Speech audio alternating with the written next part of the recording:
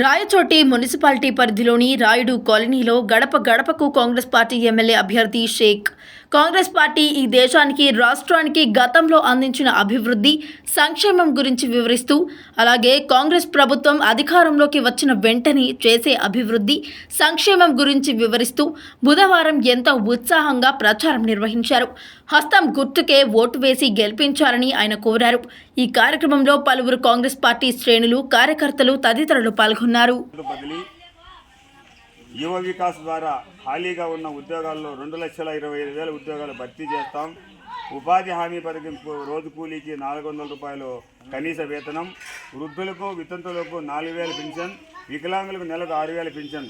హస్తం గుర్తుకు ఓటు వేయండి, కాంగ్రెస్ పార్టీని ఆదరించండి.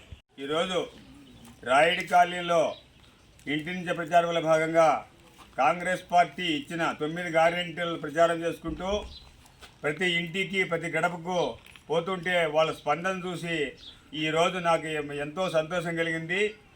వాళ్ళ స్పందన నేను కలలో కూడా ఊహించలేనటువంటి స్పందన ఈ రాయుడి కాలనీలో ఆ ఓటర్ల ద్వారా నాకు లభిస్తూ ఉంది.